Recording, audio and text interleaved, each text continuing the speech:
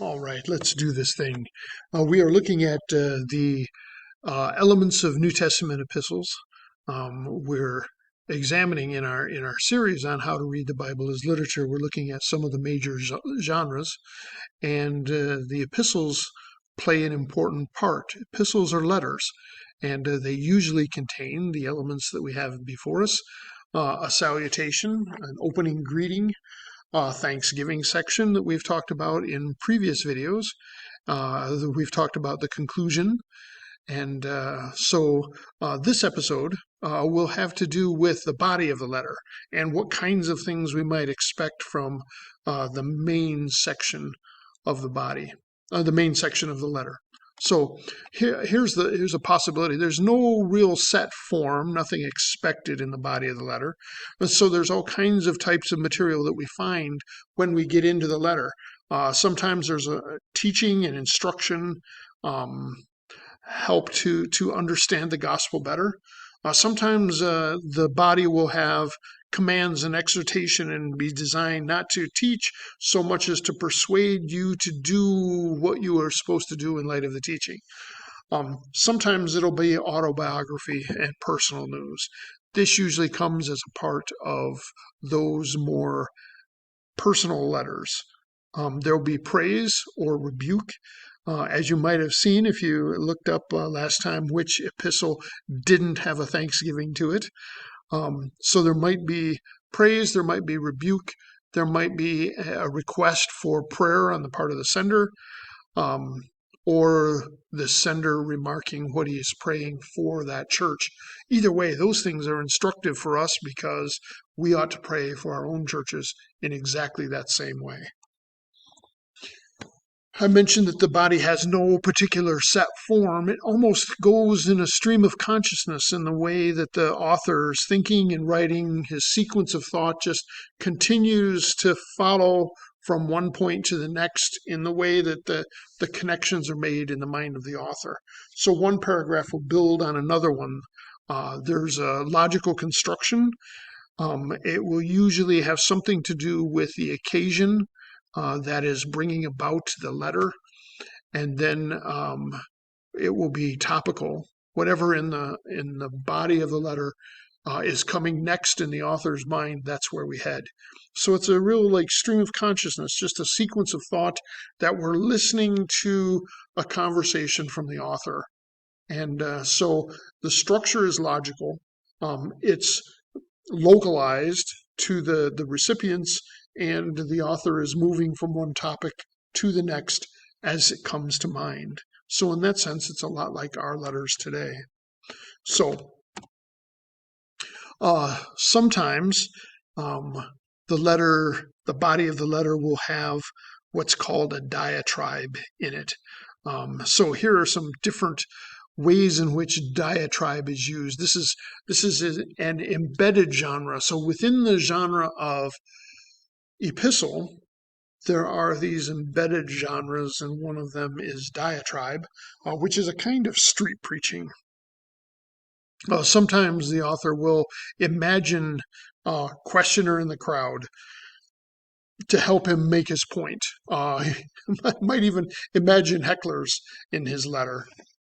So somehow he's answering perhaps an imaginary opponent, but one that is mouthing at least perhaps real concerns on the part of that church. Sometimes there'll be a question and answer. So Paul uses this sometimes in Romans to bring about the next point of doctrine, question and answer. Sometimes there'll be rhetorical questions. It doesn't necessarily mean that the recipients need to answer that, or they need to go find the answers. They know the answers already. It's being used to cause them to desire obedience to what they already know. Sometimes in a diatribe, the author will bring up other famous figures who back up what the author is trying to say. So when Paul writes to Titus, he mentions a Cretan poet and what that poet said about the individuals in Crete. When Paul meets at in Acts 17, he will mention some of the poets and the philosophers that Athens would have readily come to mind. So a diatribe can include those famous figures that the author is grabbing a hold of and putting into the discussion um, to help bolster his argument. Sometimes they'll use analogy, sometimes it will be a proverb, sometimes satire, um, could be any of those things.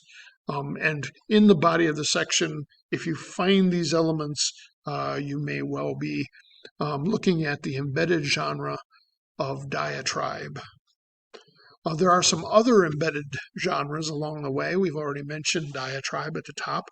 Sometimes you will find a list of virtues and vices. The fruit of the Spirit is love, joy, peace, patience. So you'll have that list of virtues, and right before that are the works of the flesh, and there's a list. That's one of the ways in which the body will communicate is lists of virtues and vices. Sometimes there'll be a doxology or a benediction, like right in the middle of Paul's discussion of election in Romans 9 through 11. He breaks out into a doxology. In Philippians, there is a hymn to Christ right in the middle of a discussion about living in harmony with each other and letting the mind of Christ be in you. Paul, at least in my mind, begins to wax eloquent about who Jesus is, who, being in very nature God, did not consider equality with God a thing to be tenaciously held on to, but he made himself nothing. So you may get a description of Christ. You might get an encomium, a discussion of a particular character quality. Praise for an individual. If we looked at Epaphras, we would find that he was a servant of Christ and a member of the body at Colossae. So he is praised for working hard for the church and for those at Laodicea as well. You might find a pastoral handbook embedded in the body. That's what you would find in 1st or 2nd Timothy or Titus when you get instructions about how to set up the church that's there. You might also get a travelogue. Paul talks about where he is, where he's going next, what he hopes to accomplish in regions beyond. So a travelogue, the plans for travel that the writer might have. All of that to say, there's a lot to be discovered in the body of the letter. It's the main purpose for it. And I couldn't have any of those elements at the writer's hands to be able to communicate what he needs to communicate. For more information about those embedded genres, or about diatribe, or about epistles, or about genre in general, there's no better source than Leland Ryken's series, several book series, as it turns out, on reading the Bible as literature from Lexham Press. So I hope you'll check it out.